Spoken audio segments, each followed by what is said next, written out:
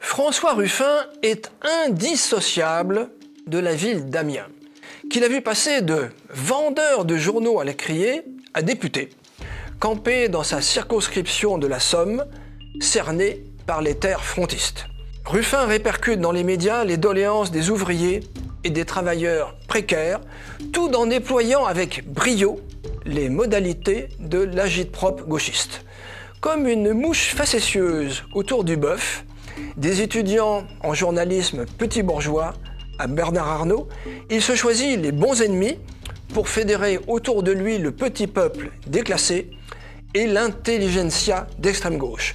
Le tout en conservant son autonomie financière, assurée par le succès de ses documentaires. Le fondateur du journal Fakir, en plus d'être la némésis picarde d'Emmanuel Macron, devient le pendant de gauche d'Éric Zemmour, lui aussi ex-journaliste, séduit par la conquête du pouvoir.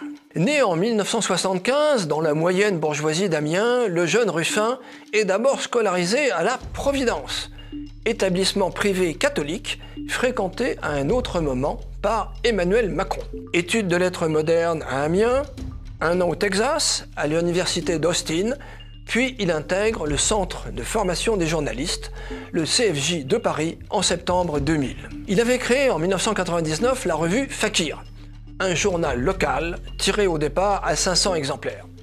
Début au Monde diplomatique, puis à Crimed. En 2006, il intègre l'équipe de Daniel Mermet de Là-bas si j'y suis.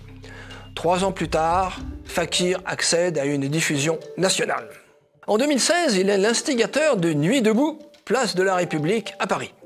La même année, son documentaire « Merci patron », un film satirique qui suit une famille qui a perdu son emploi dans une filiale de LVMH, est récompensé par le César du meilleur documentaire. Bernard Arnault appréciera peu et le fera surveiller par les services officiels ou officieux. En 2017, il est élu député de la première circonscription de la Somme.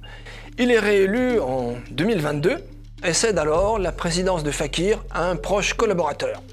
Plus tard, un peu plus tard, c'est en tant que non-inscrit que François Ruffin est présent sur les bancs de la nouvelle Assemblée nationale.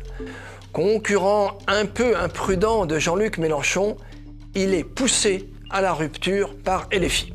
Et il doit se rallier aux écologistes, tout simplement pour ne pas rester isolé. À la suite de la dissolution surprise de l'Assemblée en juillet 2024, il conserve son siège de justesse, grâce au retrait de la liste de la majorité présidentielle. Terminons par un extrait de son intervention à l'Assemblée le 7 février 2023, je cite « Nous sommes là pour renouer avec l'histoire, la grande histoire du mouvement ouvrier. Quelle est-elle?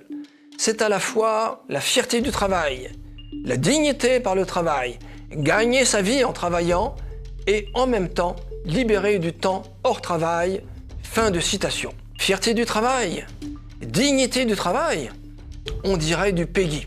On comprend son départ de LFI.